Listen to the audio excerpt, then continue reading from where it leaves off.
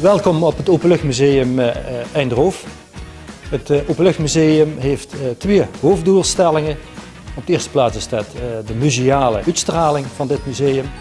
We willen hier alles tentoonstellen van 1850 tot 1950, zeg maar. Alle plattelandsgebruiken die daarbij huren. En het immaterieel erfgoed, dus het levend erfgoed in stand houden. Met misschien wel een 25-tal ambachten. Die ambachten werden uitgevoerd door vrijwilligers. En die vrijwilligers die hebben vaak de kennis en de ervaring nog van het verleden die ze hier op het museum toepassen.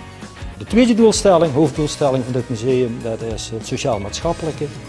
Het is een openluchtmuseum dat volledig draait op vrijwilligers. Een kleine 400 vrijwilligers die heel actief zijn. Ik heb al gezegd in allerlei ambachten, maar ook in werkgroepen voor het museum te onderhouden, voor nieuwe projecten te realiseren.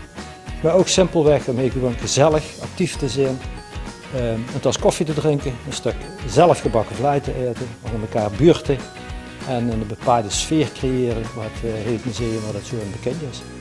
Waarom dat ik denk dat wij als Limburgs Openluchtmuseum de beste ambassadeur zou kunnen zijn, dat heeft natuurlijk alles te maken met onze vrijwillige status. Een klein 400 vrijwilligers die hier een activiteiten doen, die hier een vrije tijd invallen en hier bijzonder enthousiast bezig zijn op dit museum om de bezoeker te vermaken. Met name te vermaken op het gebied van, ik heb al gezegd, die ambachten. En die ambachten in stand houden door die vrijwilligers, met die kennis en door de bezoeker in weten te boeien, van jong tot oud. Dat vinden wij op dit museum een bijzondere prestatie. Daar werden we ook bijzonder voor gewaardeerd. We hebben enorm veel draagvlak, want dat doen we niet alleen.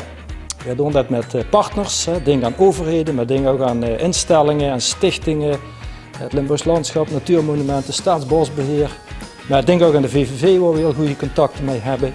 Waar we samen optrekken om kwaliteit te leveren.